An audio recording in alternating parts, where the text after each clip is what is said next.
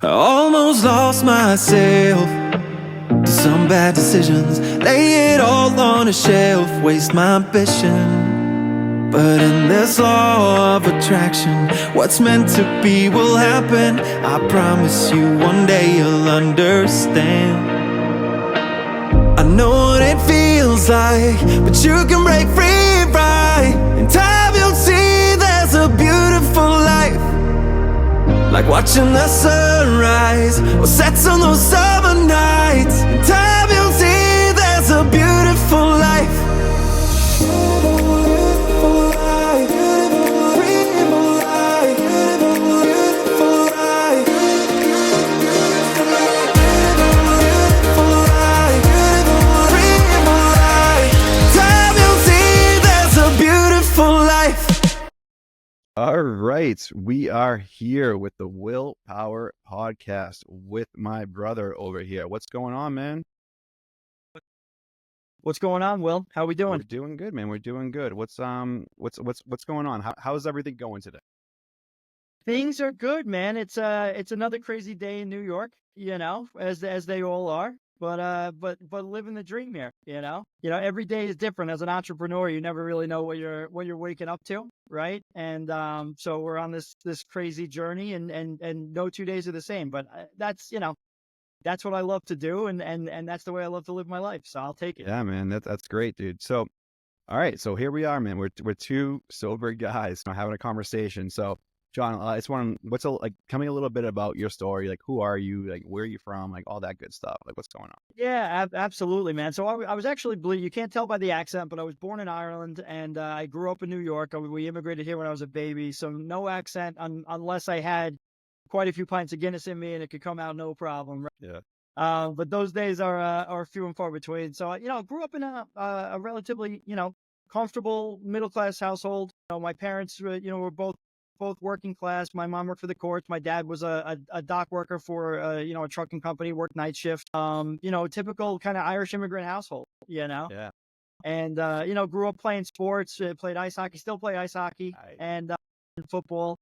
Those are two passions of mine. And it was a good upbringing. I was surrounded by family. We had a ton of family in town, which was awesome. And, my old man, he was, he was at one point he was a former alcoholic, but he was sober through the first couple of years of my life.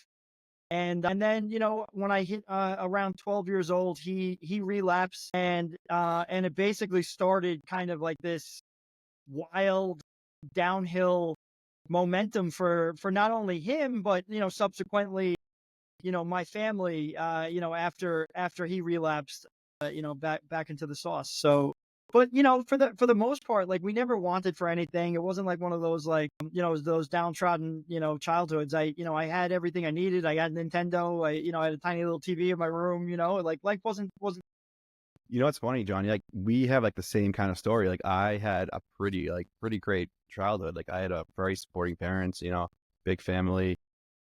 And it's just funny, like, how it does not matter, right? Like, what kind of demographic you live in, like whether you're rich or, super successful, like, whatever. It's funny how just alcohol will literally hit every single, sphere Down. of, It's of, like of life. it doesn't discriminate. No, that's right? the word. Yeah. And that's the crazy part. It doesn't discriminate. And that's why I always like to say, like, and I emphasize, because a lot of people, not that people play up their story, but they almost try to make the past seem worse than what it was in order to justify actions. Totally. I won't do that, because looking back, like, was there look, there's things that everybody can change in their childhood, no matter which way you grew up. But, looking back, I did not have one of those awful childhoods until, things started getting wacky when I was like 12, 13 years old. It started getting, a little bit downhill. But up to that point, it was a relatively fun, warm, and happy childhood. Yeah.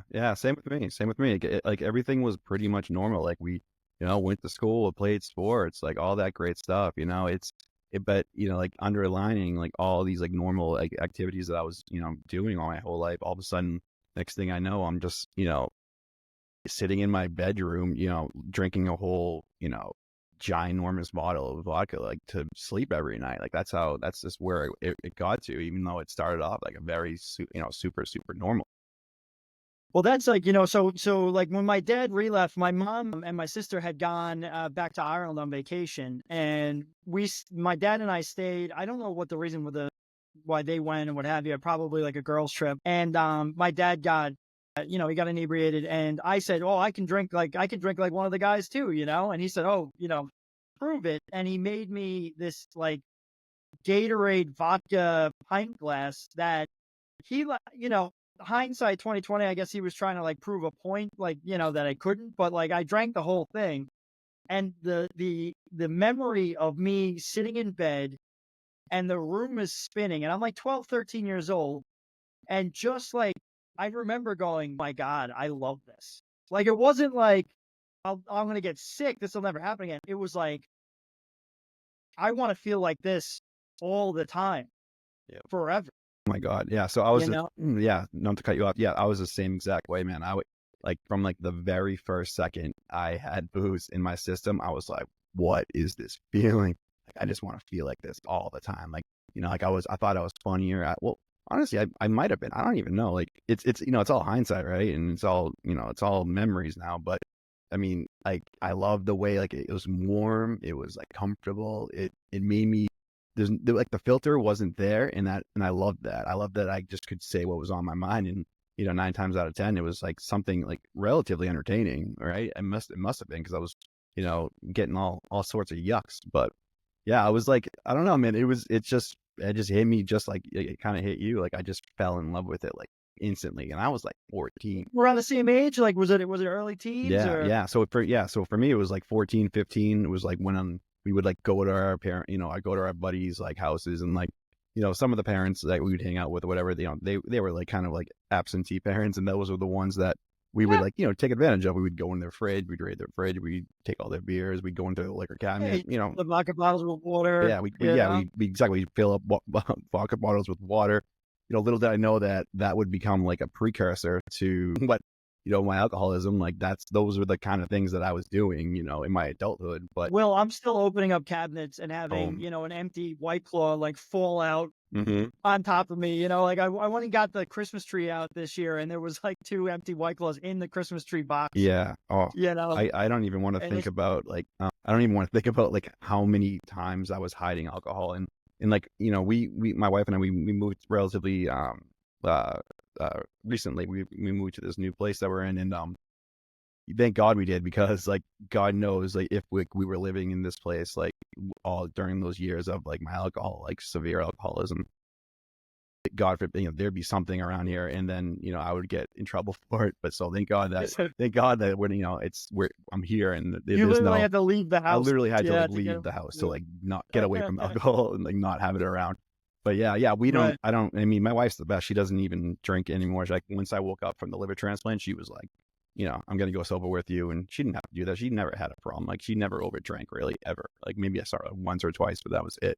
And yeah, like she not that she's like she's sober because she doesn't like drinking, and I still kind of don't understand it. You know what I mean? Like it's not, but I have a very close friend of mine who suffers from the same disease that we did. And, he's in the mix of it, but the wife like is a partier, and it's almost impossible for him to put time together, because like there's always a party in the house. There's always an excuse, right? And like, I get it. It's on you to like be able to like walk away or get out. But like when it's put in front of you all the time in that fashion, it's gotta be pretty impossible, close or damn near close to impossible to quit. So right now I'm in a scenario, thank God, where I think everything aligned to allow me the ability to, right? Mm-hmm. But like, back, like what you're saying is like, after that initial thing, right? It's not like I went at 12 years old and just started drinking every day, but I knew from the rip that drinking was going to be a major part of my life. And it was from that point on. It was almost like an identity. Like I was going to be known as the one, like the big drinker. Do you know what I mean? Yeah. Like I could handle more beers, and like I was going to show up and I was going to party with the best of them. I was going to be the last man standing. and subsequently it wound up being the first guy up in the morning cracking a Bud Light at 7 a.m. when everybody else is sleeping or whatever, right? But that basically built on itself from 12 years old through college, through work life, right? And it's like everything I've ever done, whether it was sports or getting into the sales world, right, revolved around partying. Yeah, and I was kind of the same way. I was the same way. I was like, it was such like it was so ingrained in me to just like push like how much I could drink, like just push it. Like everyone would have one, I'd have two, everyone would have three, I'd have four. I always was pushing it. So John, this is a question I always like to ask people that had a drinking problem or have a drinking problem, whatever. Is like, what was that moment that you remember where you're like, okay, this is like no longer fun. Like it's just no longer fun. Man, I probably had quite a few of them Yeah, throughout my same. drinking career, right? Like it's, there was a lot of times. I mean, I probably had 100-day ones. It was towards the end where I always like, that's the craziest part is like, everything was good. Like my business was good. My relationships were good. I had the family, like everything on paper was good. So I was almost like convincing myself that like, if I have all of this on paper, do I really have a problem? But towards the end, it was the days where I would wake up viciously sick and, I would get up, move the kids out of the way in the hallway, throw up like, just every single day to wake up. But I would be like, I'd say, oh, I have a post-nasal issue or something. In the back of my head, I knew like this was just 100%, because of the booze. But the fact that I couldn't, like when noon rolled around, I would promise myself that morning, like, I am not going to, like, look in the mirror, like, you are not going to drink today. We're good. No drinking today. By 12 o'clock, I'm getting my shoes on and going to the bar. Yeah. Like, and I could not help myself. It was like somebody else was just moving me to the bar.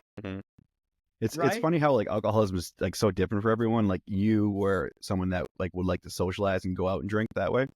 Like for me, it was no bars. Like I didn't want to associate with the world like that. Like at the height of my drinking, I was like a shut in. Like I just didn't want to go anywhere. I just wanted to me and my booze. Like don't interrupt. Like me and my booze. That's how I felt. Like me, my booze, and I. I just all I wanted all the time, just to make I honestly just wanted to make things go by faster. Like I was so bored and lost like with who I was as a person. I just like it was like a time machine. I would just start once they hit my lips, man. Like it was like, okay, I'm good. Like now I can just do nothing, be like a honestly like a loser, just like a low life. Like I would do nothing and get nothing done and be not productive, and it was just a terrible cycle. But yeah, so it's just funny like how It's people unbelievable. are just like different like that. Like they're just wired in like a different way. Like either you're drinking at home like I was, like just hiding it everywhere and getting blacked out like every night by myself, which is so ridiculously weird. Or you're like you did, like just socializing, going out, right? Yeah, like my routine was like this is like once again towards the end, but get the kids in the bus, crack a White Claw, and that would be like breakfast, right? Sit down, and I couldn't I was sick, had a White Claw, felt better, had one more, felt like $1,000,000, and then like I would talk to my buddy who was doing the exact same thing, right? Like misery loves company, so he's like, oh, I just had to crack a third, or I had to crack a tall boy, whatever.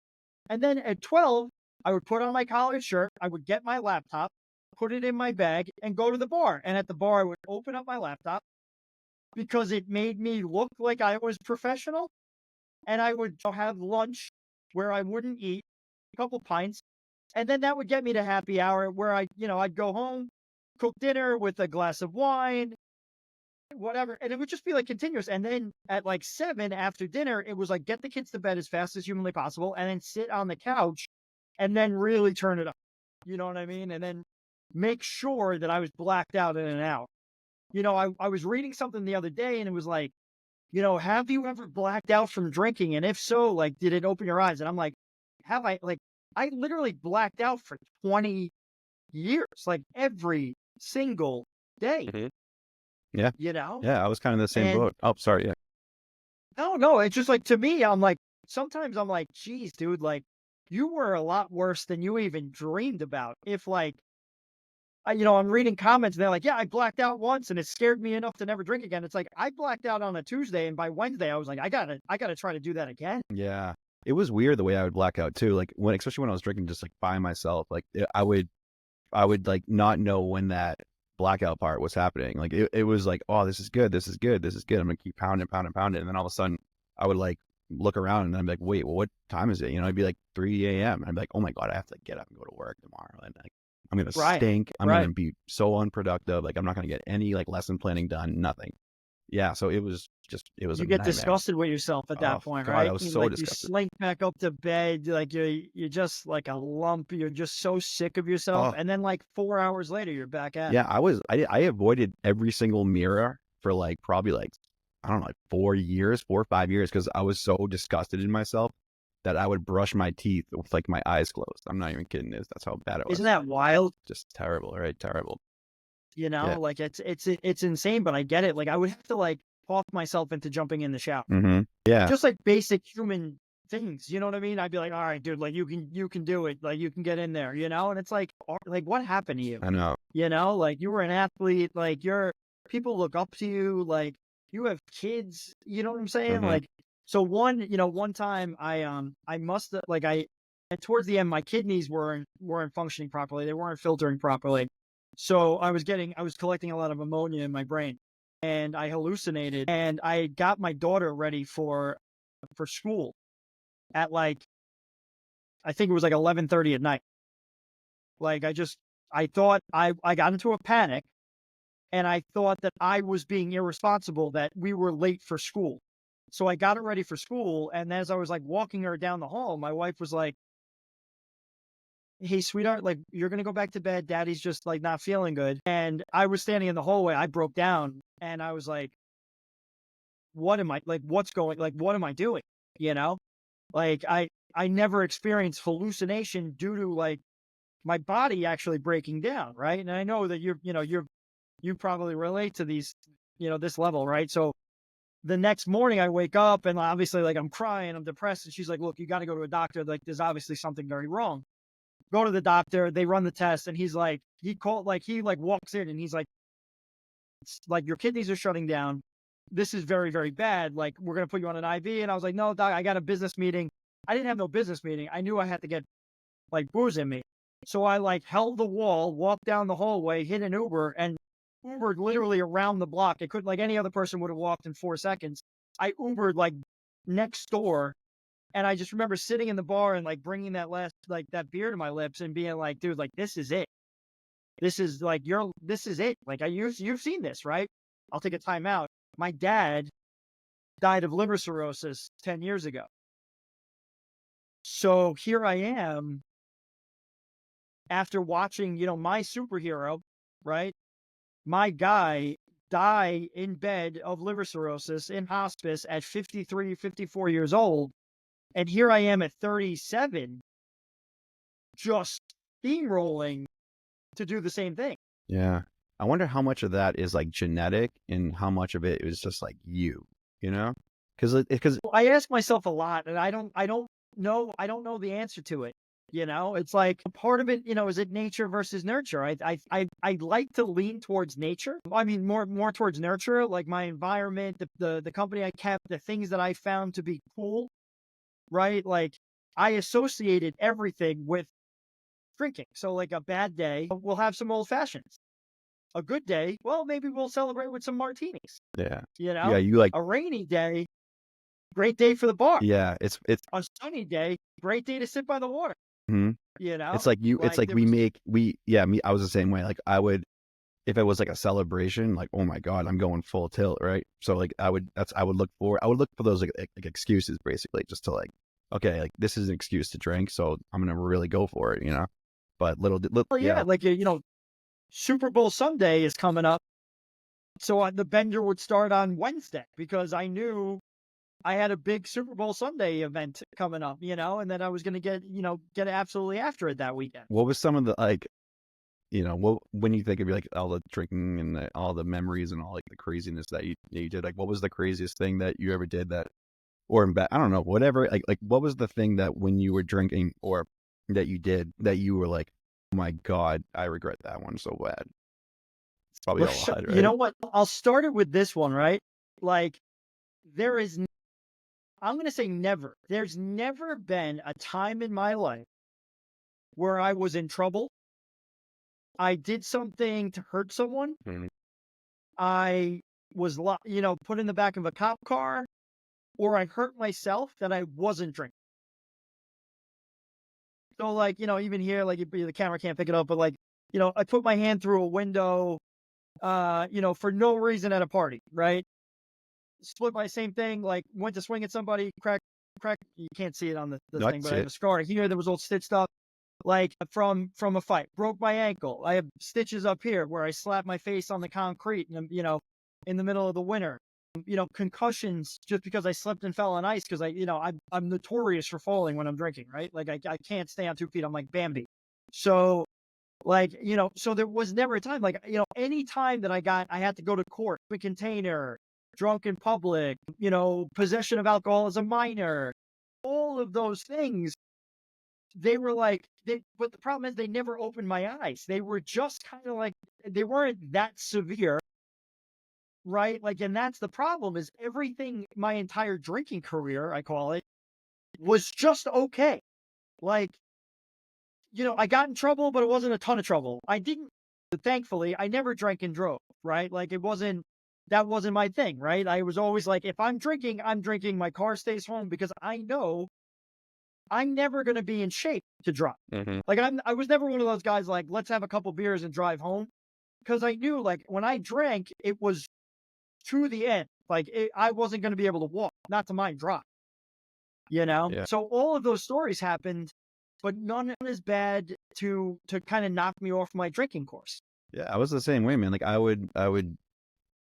mean, it was weird. Like like yes, I did a lot of stupid things, but when it came to like getting in trouble, like I really like didn't get in too much trouble as far as like getting in trouble with the law or anything like that when I was drinking. Like I wouldn't get in fights or anything. I would just make an ass out of myself basically, and overdrink to the point where people would be like, what's his deal? Like, why is he getting so blacked out, right? Yeah. So another thing that's weird, like with the different extremes of like whether you're getting in trouble, whether you're not getting in trouble, like what are how are you like handling the booze, like what is it doing to you, like your personality. Some people say like it amplifies it your personality. I honestly don't. Like when I was drinking, like I would I would do like these stupid things. Like I would just like forget everything. I would just disappoint. That's what I'll tell you. Like that's like what it came down to. I was just disappointing every.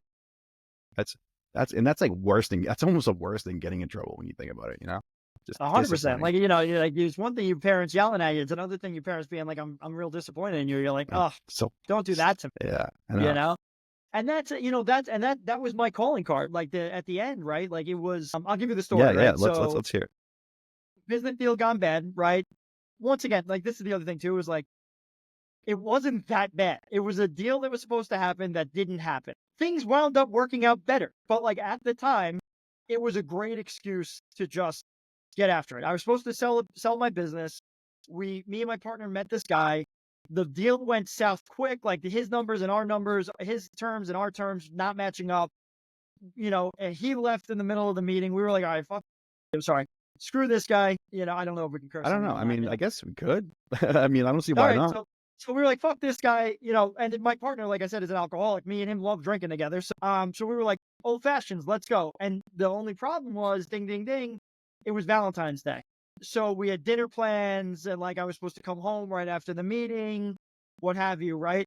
So old fashioned 1, 2 turns into 10, and I have this like overall sense, and this is after years and years. It's not like this was like this is I have this overall sense like I'm gonna be too wrecked to even. Usually, I get like buzzed enough to get to dinner because that means I could order a bottle of fancy wine, have an old fashioned. Usually I'd get to the bar before dinner, so when anybody I met was showing up, I could have a beer in my hand, so they wouldn't know that I was like getting smoked beforehand. But like this one, I texted my wife and I was like, "Hey, I I'm wrecked. Like I know I've ruined Valentine's Day again. Like I'm not making it to dinner. I'm going to take an Uber home. I'll be home in an hour. And she was just like, yeah, I figured as much. We're going to put the kids in the neighbor's house. We have great neighbors. She's like, I just don't want them. It's too early. It was like, 3:30 in the afternoon, 4 o'clock in the afternoon. She's like, I don't want them seeing you like that. Come home, whatever. So I was same thing, right? Like not yelling, not screaming, not upset. She was just disappointed in me. And this is after her giving me chance after chance after chance. And she was there with me when I tried to do outpatient. I tried to do the 30-day challenge. I tried everything. Drink on Sundays only. Drink just tequila because it's healthy. Don't drink wine, drink beer. Don't drink liquor, drink wine. Like I tried literally everything that you could try to hold on to my journey with alcohol, and none of it worked. And she was all for all of it. Every time I tried something, she's like, I know you can do it. I know you can get through this. Like, you don't even need to, but if this is what you want to try it. Like, she is the support system you need to win against this disease, right? I had it all. And finally, on my way home in the Uber, I was just like, this is going to be, I knew it, like when you know your significant other, I'm like, this is her last straw. I just broke it. And I knew that going into it. I showed up home. She had ordered me food, gave me food, put me to bed, Gatorades on the side. And I just remember waking up at 2 o'clock in the morning and coming to and recognizing what I did, right? Like the kids were out of the house. She gave me food. She wasn't mad. I knew she was done. And I just started crying. And it was 2 o'clock in the morning and I was in my own head and I was like, dude, if you're not done now, you've just lost everything. You might have lost it anyway. But if this isn't it, you're definitely losing it tomorrow. So don't go to the bar tomorrow. And I woke up, the house was quiet, everything was, it was like a ghost town, right? And guess where I went? Went right to the bar, 12 o'clock. Right back. 11:59, I was standing outside the bar, and I had my cell phone in my hand, and I looked at a picture of my family, and I looked back at the bar, and I said to myself, take a lap around the block. The bar's going to be there, but you promised that this was going to be it. This is it for her. So I took a lap, and I came back to the front of the bar. I looked at my phone and my family. I took another lap. 3 laps. I took 14 laps that day. And on the 14th time, I stood outside the bar and I said, you know what, dude? You're done. And I walked home. And that was it. That was it. And then started the 10-day, 14-day misery, excruciating misery that is detox. Awful. I had to force myself. So my wife was like, so I got sober for 125 days before I just gave up. I did the 125 days, and those were the hardest 125 days of my life. Honestly, it was just absolute awful. I could not I was so used to the alcohol in my system for years and years and years that going sober was almost impossible. And I was doing it because I was still so ashamed. I was in denial that I even was an alcoholic. So it was I was still fighting the urge to, every single minute, every single day, just dude, just drink, just give it. I mean, this is obviously what you want. It's going to make you feel better. Just drink, right? Just drink because it makes everything go away. All your problems just go away for that temporary relief of just, that quick release of relief. And, I couldn't do it anymore. I just couldn't do it anymore. And I did the 125 days. And after a month, you kind of you're all right, this isn't that bad. But then, but still, just because you go sober, right? You don't, all your problems are still going to be there. Everything that you were doing up to the point that you chose to get sober is still going to be there in the morning. It's just now you have to, now you got to deal with it. You got to deal with it, and you got to deal with it sober. And dealing with, some heavy stuff sober, man, it's almost impossible if you don't have the right community, right network, right, therapy, whatever you're doing to get the right, the right internal tools, right? Because the way we drank from a young age, we never had the time to build those tools, right? So we didn't have them. So now you're releasing this animal into the wild that doesn't know how to fend for itself. Exactly. Like the community aspect was like I was gonna like white knuckle it. You know, I was like, okay, I can just do this on my own. But dude, there was no way I was doing this on my own. Like my wife was there to help support, but you know, like as much as she wanted me to get sober and she was like pushing for it so hard, and she was like proud of me that I was doing those 125 days.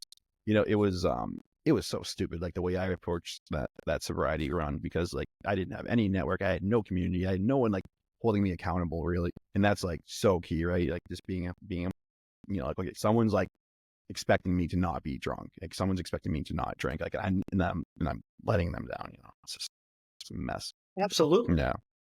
So You kind of like need to have that arsenal built or build it real quick yeah, in order to succeed. 100%. Like if you don't have that network of people that are helping you like get better and like holding you accountable, like keeping you in check, like you're just gonna you're gonna fail. Like you just are like you need support system. You just need it. It's 100%. is that so when you okay, so here you are, it's Valentine's Day, you circle it's the next day, you go to the bar, you're doing laps basically now. You're basically doing laps, Taking laps. you're taking laps around. What did you do? So once you saw your picture of your family on that 14th run, were you like, okay, what do I do? Like, what do I do? How do I actually do this stuff? Like just crying like a baby. Yeah. You know what I mean? Like coming to the realization that it's over, Mm-hmm. right? And people don't realize that. Like I say, it's literally like losing your best friend. But yeah, It's like you're choosing to kill off your best friend, which 100%. you know is killing you. You know what I'm saying, on the side, but you're like, ah, he's not that bad, right? But you're choosing to kill off your best friend. So like you're mourning this person that is no longer there, right? And then coming to the realization that like not only is it going to be miserable, but like you have to do it, right? And I hate having to do things. I'm like, I try to live life on my terms, and like when I'm like told to do something, I automatically snap Same. into like I have a tattoo on my wrist. It says my Way. way. Like, and that, that's my mantra, right? Like, it's my favorite song. It's like how I operate, right? Like, do it your way because like your gut's usually right. You make good decisions, whatever it is, right? So like to mourn this person that I used to be. And then, it was literally back home, right? And thankfully I had the luxury of time off because I had my own company, and it was Gatorade, ice cream, and a lot of candy. And I literally posted up shop in bed. And the one thing that I never did as an adult, I'm still not great at it, is giving myself grace. Like I never let myself rest. I never like gave myself like a chance to like chill out. It was always like go, go, go. And the drinking was like my chill out time, right? Even though it was like 100 miles an hour, it was like my time to unwind, I guess. I never knew how to unwind as like a sober person. So I was like, you know what, dude, like just sleep. Like just try and just sleep as much as you can. Hindsight 2020 for anybody listening to this, if you're as dark, as deep as like I was and as you were, or whatever, go get professional help. There's people that do this detox thing professionally that will probably make your life a lot easier. Doing it yourself is absolutely miserable. So I was just sitting there rubbing my legs together like a cricket for 10 days. I don't know if you got that, like the itches and like the whole Oh thing. my God, the itches. I was so itchy. Like, Oh, urgent everywhere. I'm dying. But like the craziest part is, and I'm like, all of a sudden, call me crazy or whatever, but I've heard other alcoholics or people like coming out of this stage, like it happens. It felt like a channel, like a from heaven. It felt like a beam. It felt like a channel. And I just heard like anybody that I would venture to guess is the voice of God just saying, dude, you're done. Like just confirming, like you are done with this. Like this is over. And I was just like, I know. Like I'm face down in bed, sweating, like, I must have looked like a pathetic mess. And I was like, I know I'm done. I know that I'm close to like, from a medical standpoint, not as far along as you were, but like liver enzymes through the roof, blood pressure through the roof, cholesterol through the roof, kidney function, disgusting. Like I was a mess of a human, overweight, just sweating, and like I could feel it coming out of my pores. I stunk, and like I could hear. I had some really close family members, older, pass over the last couple of years, and I could hear them in the background, like, John, like you have to do this. Like And I can only think like it's either I was hallucinating again, or it was literally my channel to God saying like, you know, this is it, you know? And I believe it was. And, from that point on, like I've been real spiritual sense, I rarely a day goes by where I don't try to check in with the big man. Hmm. Rarely a day goes by. I go on a lot of walks now, a lot of Oh, introspective walks. yeah, so important. And I find myself like one day I was walking down. I live right next to New York City. I live, I walk by the Hudson River. It's beautiful. But I literally just said out loud as I was walking, "Hallelujah!" Like, Oh "Hallelujah! yeah, I am saved." that's You know, beautiful, man. That's beautiful. you know, tears were coming down, and I was like, "Oh my God! Like this is what it's like to feel like you've seen you walked to death's door and you didn't walk through." Yeah. Yeah, I mean that the same with me, man. So I was on basically I was like on my deathbed. I really was. I mean, the doctor, this one doctor like looked at me and she's like, you have like 2 weeks left of your life. Like you got to make like this is no like you're basically like dead. Like unless we find like a liver like right now. And it was crazy, man. It was like the scariest thing. Like, and it's funny. Like even if you're not religious or whatever, right? Like whatever you believe in, it's great. You believe in that. Whatever's your thing, it's your thing. And I was I was raised Catholic. My father was a huge Catholic guy, and my family too. And it never like really sat well with me. Like, I don't know, like all the organized religion, I feel like sometimes just doesn't sit well with me sometimes. But Yeah, I I can go rest back and forth. I can rest assured that you better believe your ass that I was praying to God. I was like, I am so sorry. I mean, I remember just like saying to myself over and over and over again, like, God, like if you just get me out of this hole, like I promise. Like I would always say that. Like I would be like, just get me out of this hole, get me out of this like this problem that I'm having, whatever that problem may be. Get me out of it, please, please, please, God. But this is like I'm actually dying now. I'm at the point where I'm like, I'm dying. Like I need like, okay, God, like this is when like I am dead serious now. Like please, like I don't want to die. Like I'm only 36. I was only 36 at that time.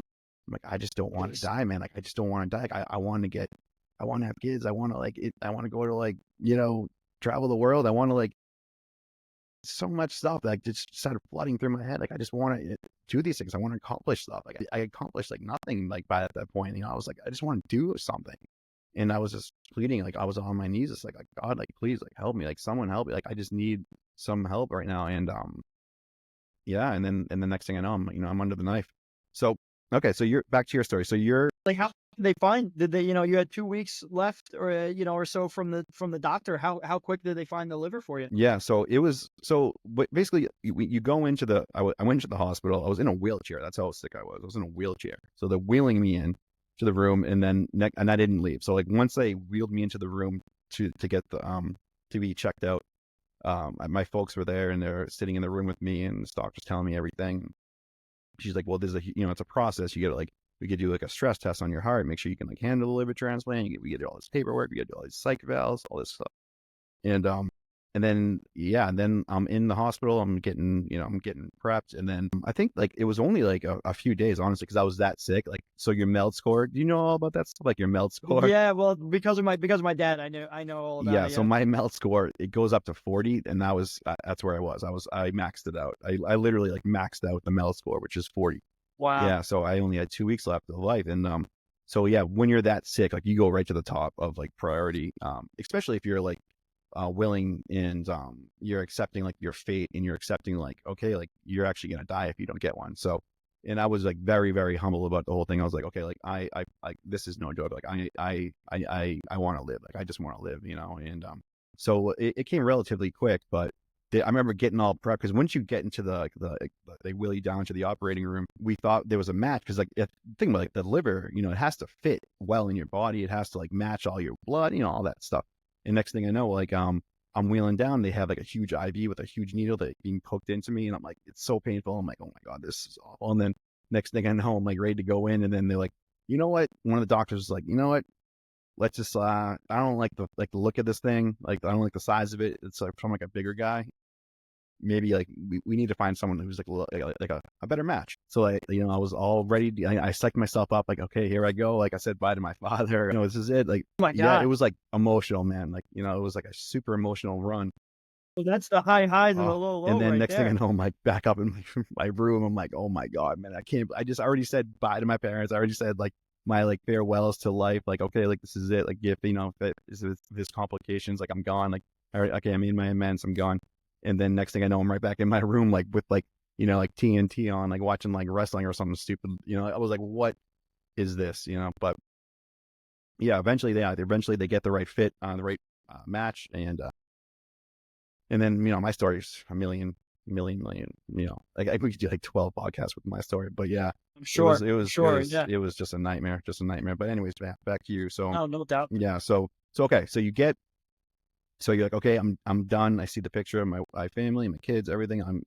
You really meant it this time, and you're doing it. You're doing the sober thing. So like, okay, work me through that. Like walk me through that process. Like those first months are hell. Like everyone knows that, right?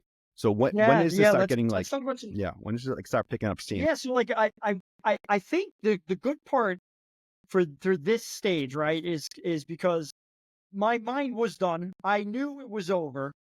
I was devastated that I was losing my best friend, but I knew that I was going to lose much, much more if I did. You know what I'm saying? Like, it was like, I got to sacrifice that guy for everything else, right?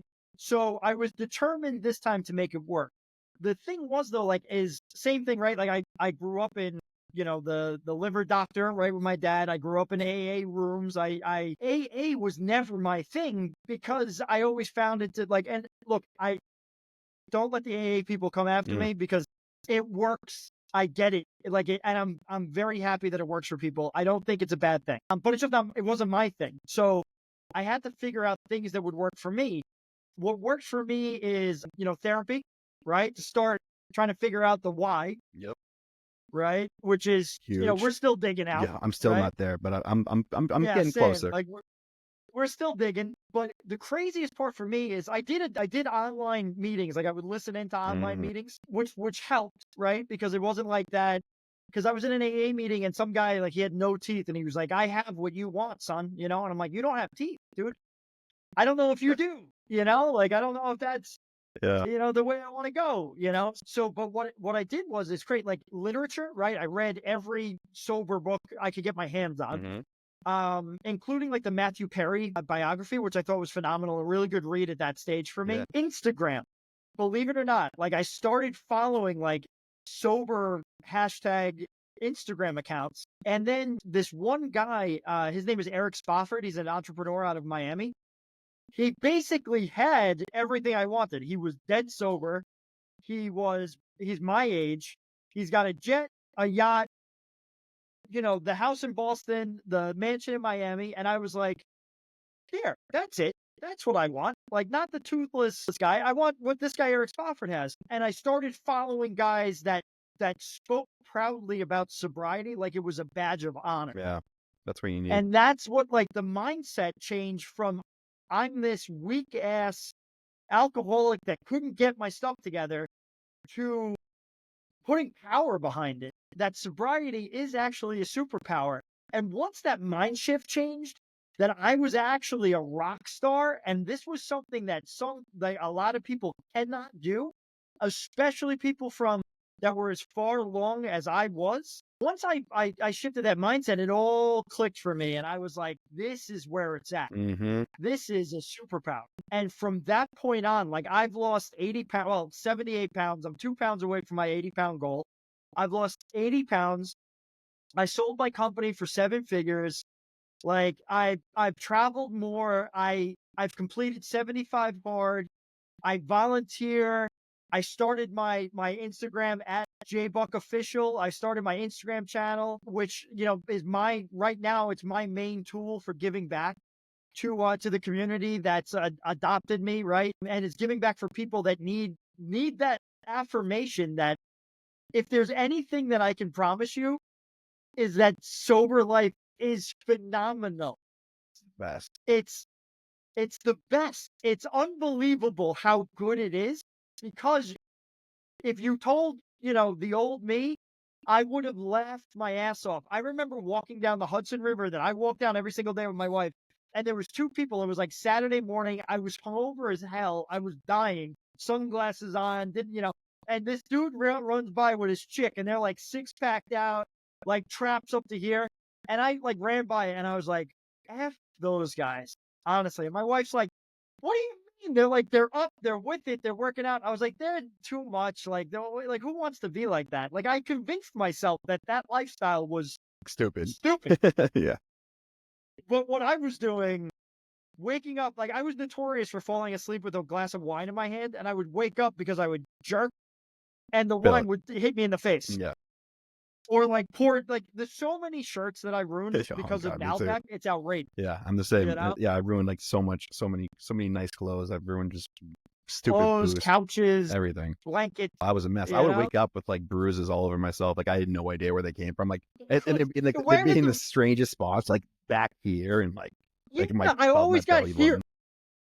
Like, why did I get back Yeah, or like the here. side of my hip? Here, I'm like, yeah. why did the side of my hip get a bruise? I sat on the couch Yeah. all day. And like I would watch Goodfellas, Wolf of Wall Street, or like Rudy On every night. repeat. Yeah, me too. I do that Every- too. I watch those movies too. I'll watch those movies on definitely Goodfellas. Goodfellas is probably like my top five. Goodfellas was my go-to. Yeah, my top 5.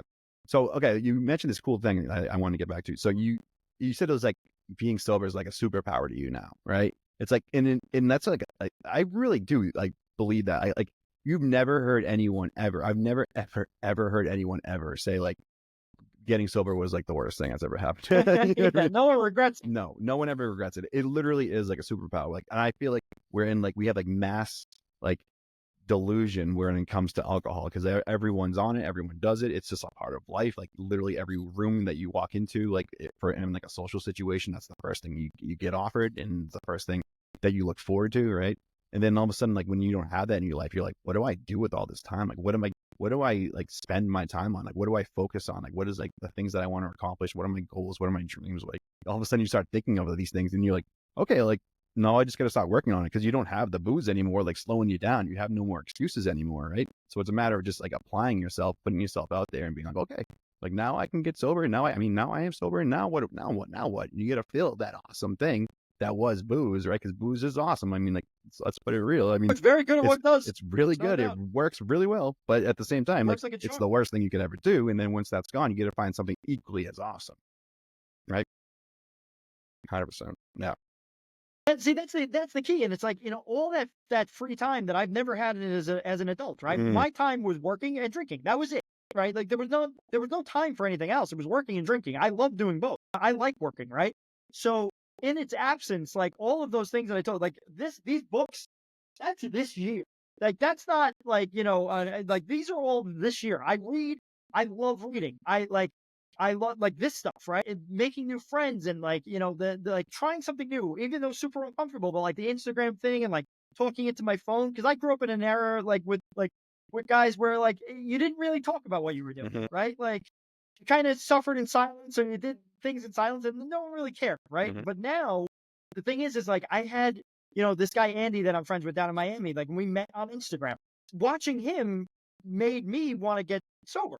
Do you know what I mean? And now we're friends, right? Like now we're in the same like circle. And like, he's a couple months ahead of me, but I was like, look, if that's a guy that's in my class, like, my group that can do it, like, why not me? Right. So all of those other things, playing ice hockey. I played hockey my entire life. I love playing hockey. I'm a sports guy. Like within 2 or 3 months, I was back at the rink, Mhm. like, so like now, like I'm eating food that I couldn't eat because I just stopped eating at the end. Like I couldn't hold down food, Me so I too. stopped eating. So I would go like 2 weeks without food or what I was doing in the morning, I would boil ramen and I would eat ramen noodles because I could suck ramen noodles down and they had the sodium with it, So I got my sodium. I feel like my body was probably craving, some form of sodium, right? Because I was depleting all the vitamins. So like now I'm eating good food. I'm reading books that I wanted to read. I'm playing hockey again. Saturday mornings are spent, bright-eyed and bushy-tailed with my family. Everybody's happy. I'm working on my cars. Like it just all of a sudden, all the fun stuff in life just started filling back in. Mm.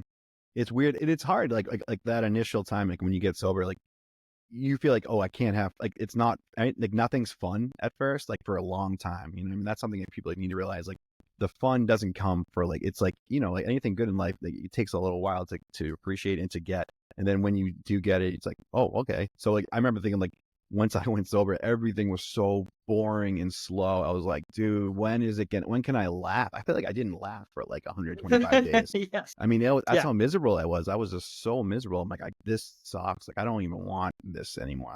Yeah, I think that's a key point, Will, Yeah. is like to anybody listening, it's like, just as a heads So up, boring. the beginning sucks. It's the worst. Like, It's so hard. it's because you don't know who you are.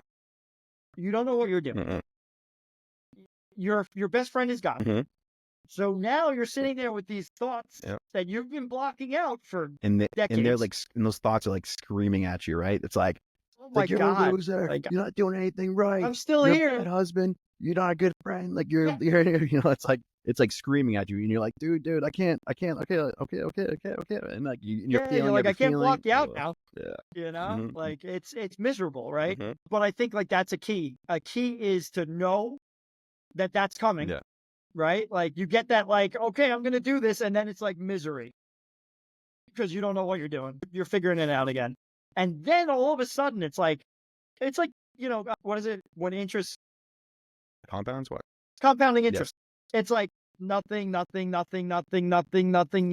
all of a sudden you're like, Yeah. oh my God. Yeah. You hit like a nice, like, yeah. So that so yeah, you hit like a sweet rhythm, like that peak. And like all of a sudden everything's just awesome. Like every day is a blessing. Like that's how, like, you know, like I am now. Like every day is a blessing. Like I should be grateful for every little thing I have. Like it was almost gone, like 2 weeks away from being just gone forever.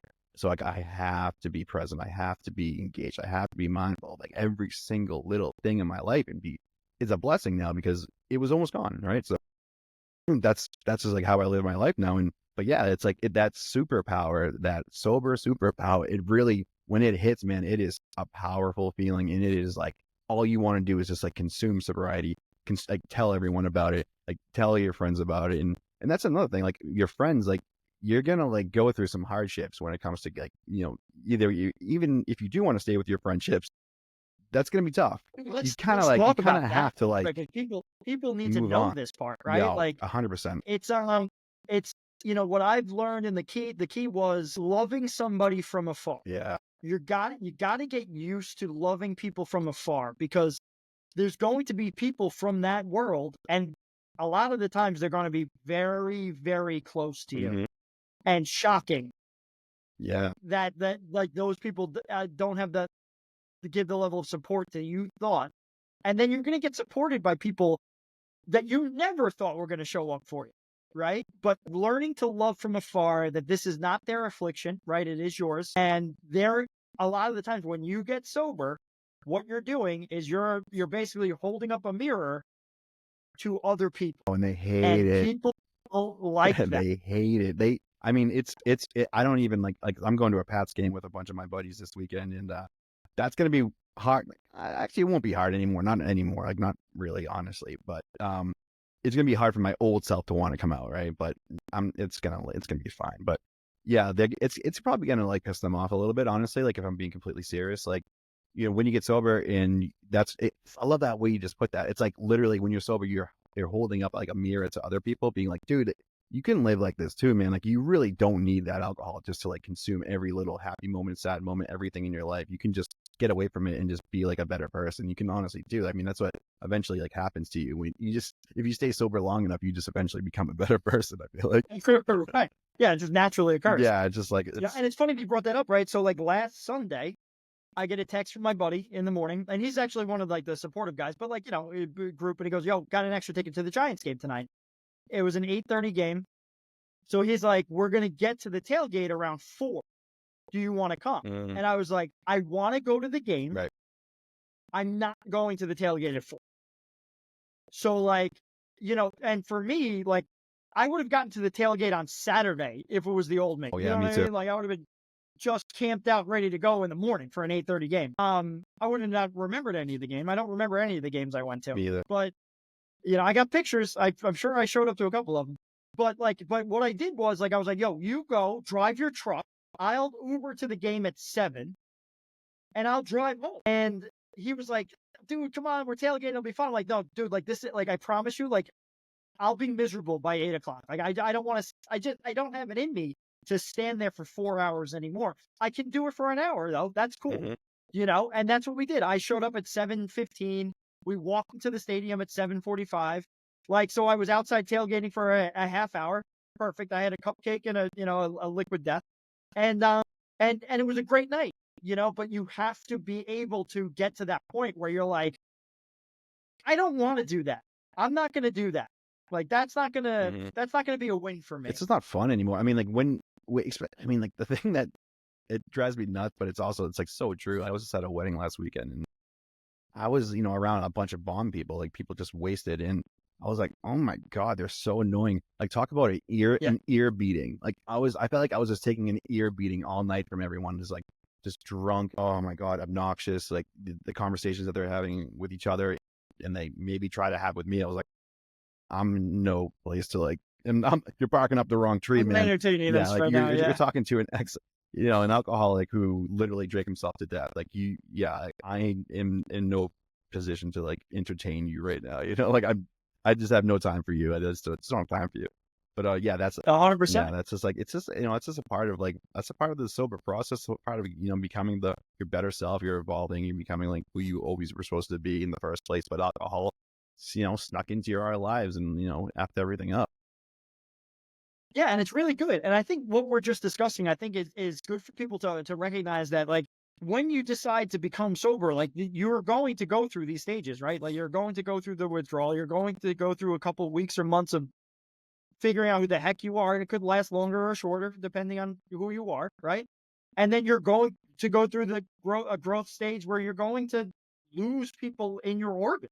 Oh yeah, 100%. And all of these stages are part of sobriety, and you're going to go through that. Yeah, you're supposed to. I think the key is to make sure that you have the mindset and the tools for each section of this, right? Because if you don't, every one of these things can be triggers to go back. 100%. Especially the friend one, right? Like what am I going to do? Make all new friends? That's how I felt when I got sober. I was like, I'm just going to have to make new friends, and you will. I mean, you just will make friends. We're becoming good buds right now. I can just tell. 100%. Yeah. So it's just you just I'm not going to go to Boston and not hit you up. Yeah, man. 100%. If I'm same thing with me, I'll go New York. But it is hard though. The friendship thing is totally hard. I love that you get a love from afar. Yeah, just love them. You still you still care about them. You still love them. They're still in your life. They're still gonna be there, right? But they might be, whether you know it or not. They're gonna be kind of looking at you in a different way. But who cares? You're as long as you know who you are, which I hope that you do at this point. If you're strong enough to get sober, then you probably do. So just, it's okay. You can still hang out, you can still be friends with them, but you do want to be very wary of those trigger warnings, right? You're drinking in if you go to those similar places that you were when you were that person, right? Because you're not that person after you get sober, right? You're this different person now. So if you were to go back into those old scenarios, you're just asking to set yourself up to maybe fail in this thing. 100%. And then the thing too, the craziest part is you stop wanting to go to those old scenarios. At first you're maybe I'll just go see what's up, or I can still hang out. I was in that stage for a while where I was I could still hang out. Mm-hmm. I'm still cool. I can still hang out. And then after a while, I still hang out, but maybe for a shorter period of time, or Mm-hmm. we have a bar at one of my buddy's house in the neighborhood, right? In his house, on the backyard, he's got a full bar. So every Sunday at 1:00, everybody goes there. So if the Giants are playing at 1, I'll go for the 1:00 game and then I'll dip. I'll go home, mow the lawn, barbecue, whatever, right? Before, I would have been there at 12 helping set up, and I would have been there till the end of the 8:00 night game. Yeah. Yeah. You know what I mean? So much. And now it's I do this stuff too. That's cool. I can go, I can hang out for a little bit, and then I can dip. And I avoid all the drunk time. Right. And you avoid that next day. You're not ever. That's one of my favorite things about sobriety is waking up in the morning on a Saturday. You're this is.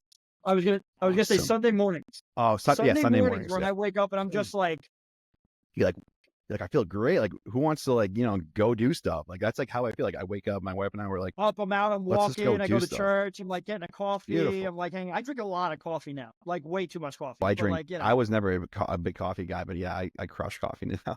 Crush it. yeah.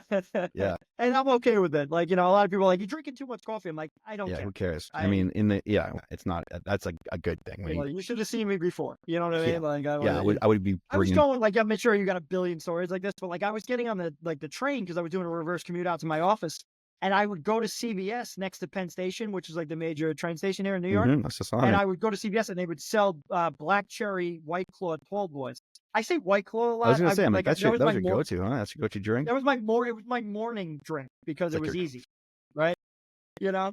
So, but I used to go at like 7:30 in the morning and get two tall boys, and I used to lie for no one knew me, no one was looking at me, and like the poor like kid like checking me out at 7:30 in the morning on a Tuesday, I'd be like, night shift. Like, I'm obviously not working the night shift. Like, there's no insurance night shift, but I was like lying to strangers because I was buying booze at 7 o'clock in the morning. yeah. Like it's morally embarrassing. Yeah, it really is. I mean, it's just, that's another thing. Like, you have to take like a personal inventory of your life, like when you get sober. And if you're not ready to like attack like that trauma or whatever that thing that was for, putting you in the position of being that person, like that just drinking every day kind of person. Like, if you don't deal with that stuff like in like a clear mind and with like support and like like you said, like reading books, and that's what I was doing too. And I was going on like YouTube channels.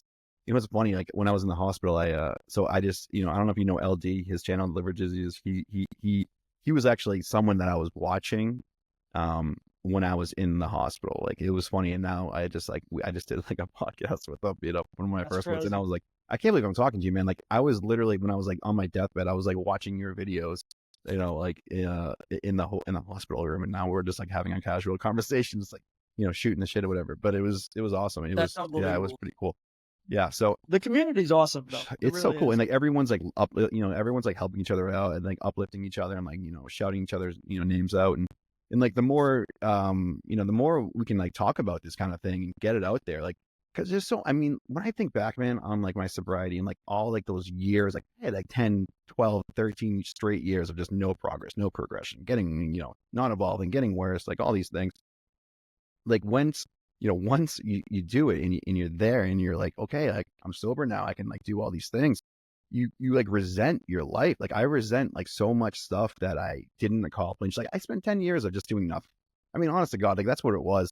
Like my 20s and the majority of my 30s, like were spent like I got stuff done. Like I got a degree. Clearly you did. I mean, like, I didn't. You know what I'm saying? I didn't. I wasn't doing anything. I mean, you had a business and stuff. Like I don't know how high functioning of an alcoholic you were, man, but I was not like Boy, that. like I was operating a multi-million-dollar insurance agency completely blacked out half the time. Can't You know believe what I that. mean? Like That's crazy. I can't believe you it's were that successful at that level, and you had the same kind of drinking things. I have a weird motor. You know what I mean? And I have a weird motor, and I grew up in a house where you weren't allowed to rest. Like we weren't like a big napping house. I didn't have that. Like, if we had downtime, we were raking leaves. Yeah. You know what I mean? Like we were found busy. So there you go. That makes sense.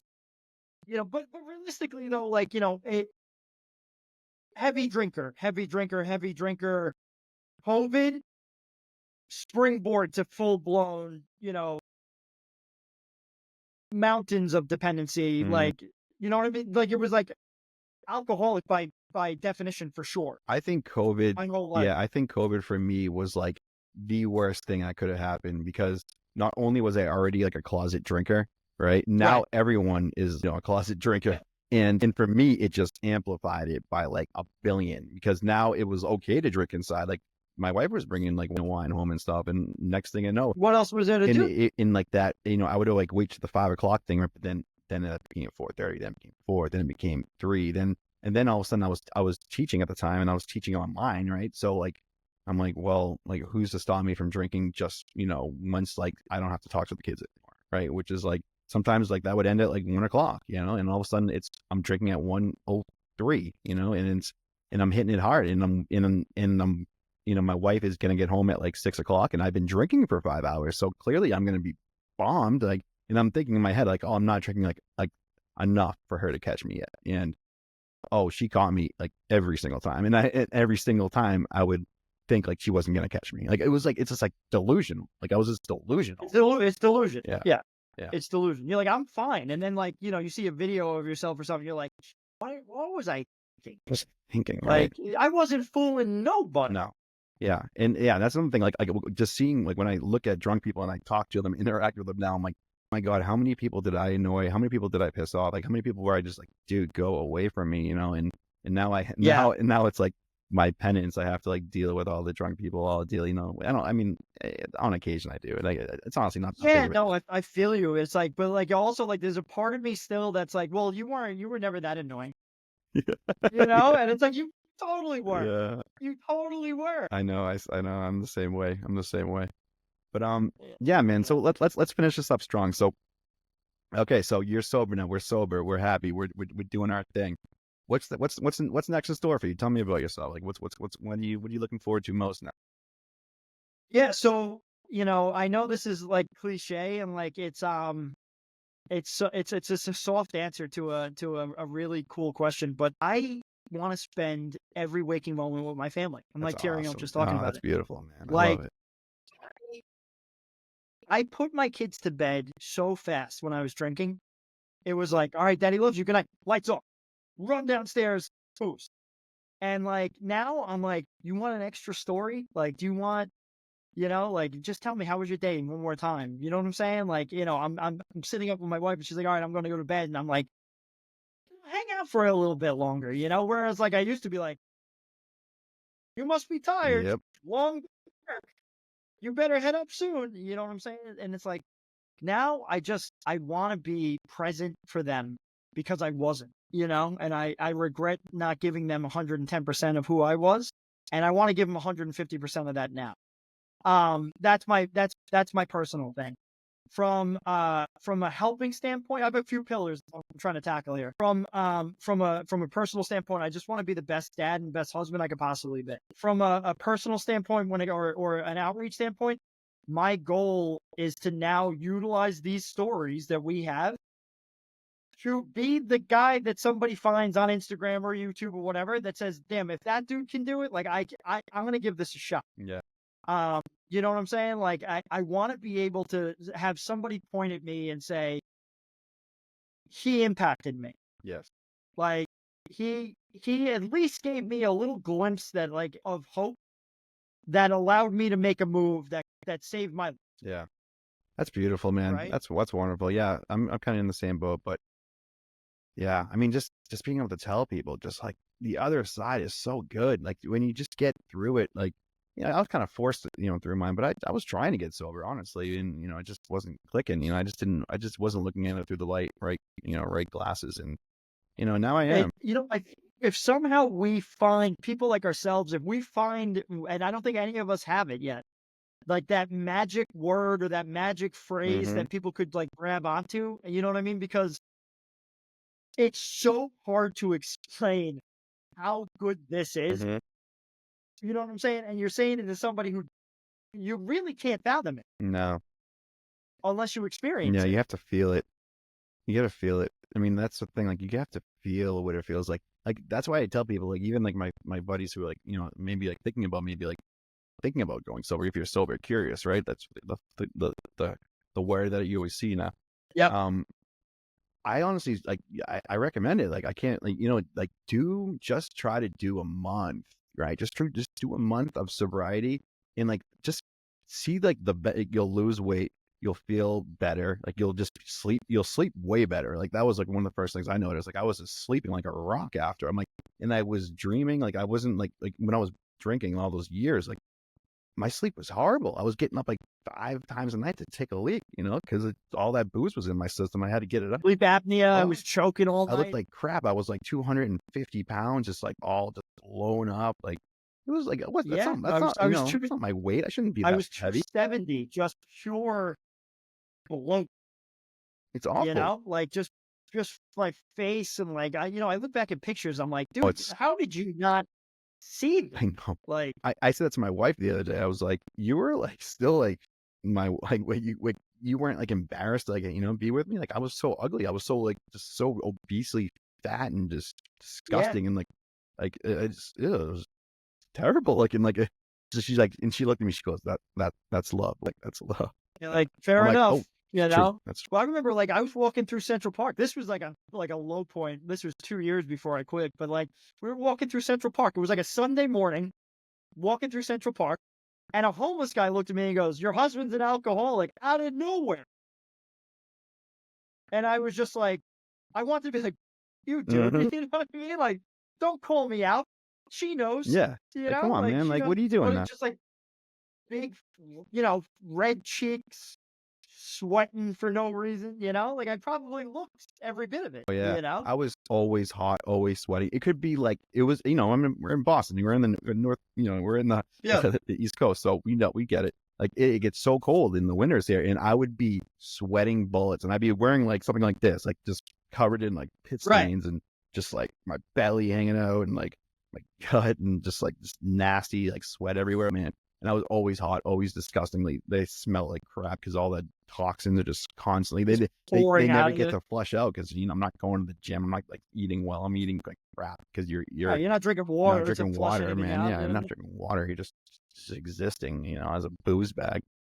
But Well, that's what it is. Like, I wasn't drinking water because, like, I didn't eat because I didn't want it to like affect the buzz. Mhm. You know what I mean? It's like, I'm taking Tums because I got acid reflux. It's not like you're a drunk. yeah, That's what it I is. literally went into the hospital thinking I had like GI issues when I knew like I was drinking like a handle of vodka at night, and I was like, it's got to be a stomach problem. It's got to be it's got to Right. be like some kind of like heartburn issue that's like it's gone to my Yeah, colon. I got a And I would make gluten. excuses.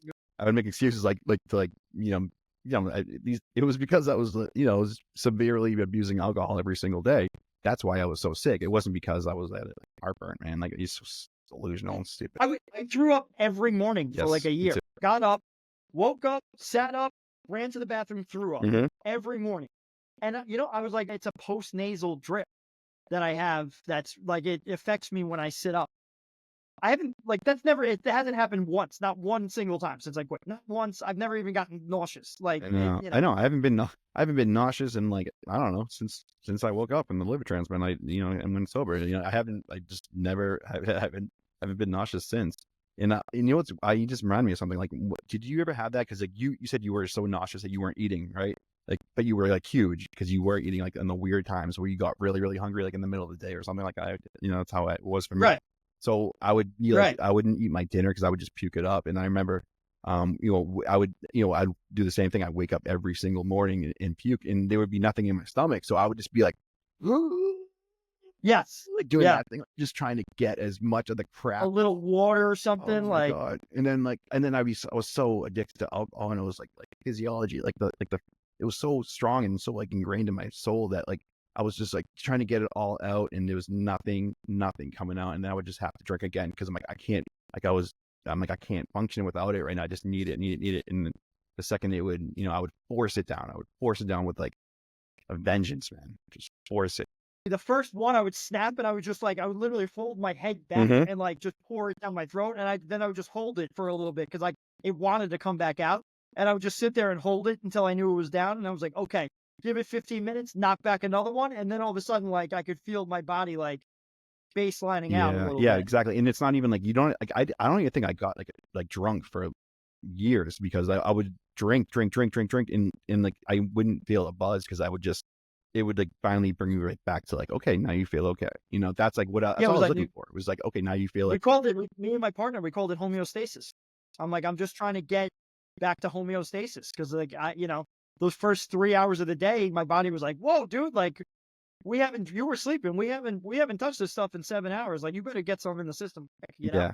So man, we could talk forever. I mean, like I feel like I could talk to you for literally like 10 more podcasts, and maybe we'll do like 10 more. Who knows?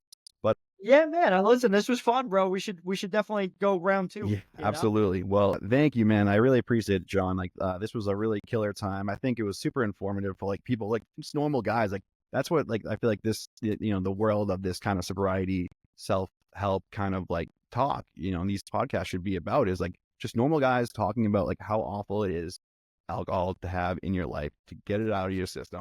Nothing, nothing crazy. Like grew up in a cool house. Like, my dad was a hound. Like we could talk about my shitty relationship with him for another couple hours. Right. But like, like I didn't grow up in a house where it was like we were fighting over food or like we worried about money. We were middle class. We were working class people. Yep. It I'm fit. I'm a guy that likes to sit down at the bar and watch football with my friends. Like, you know what I'm saying? Mhm. I'm just a normal Same. guy who this thing ramped up and it took a hold of me like I've never.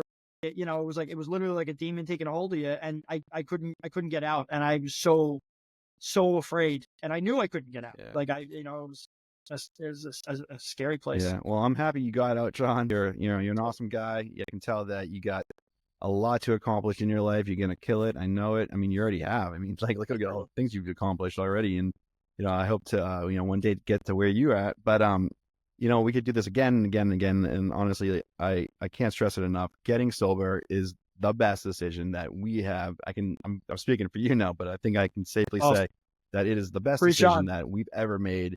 It has immensely made our lives so much better in every aspect, and just so happy to be here. And I'm so happy to be making these videos and creating this podcast. And I really hope you enjoyed this one, because I really think that it's going to get, it's going to get better and better. And then, the more guests I get, the better it's going to get. So I can't wait to, continue our conversation, man. I really think we're getting to another one. I really feel like we had a good thing going. So where can people find you?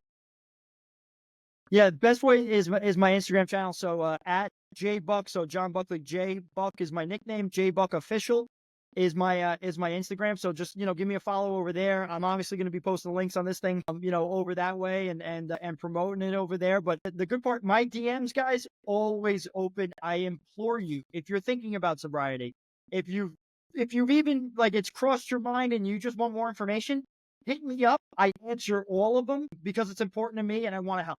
100%. That's great. That's beautiful, John.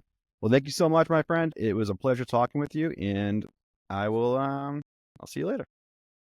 Thanks, Will. All right. Absolute pleasure, All bro. right, Sobriety is a superpower, y'all. See you guys. Let's go.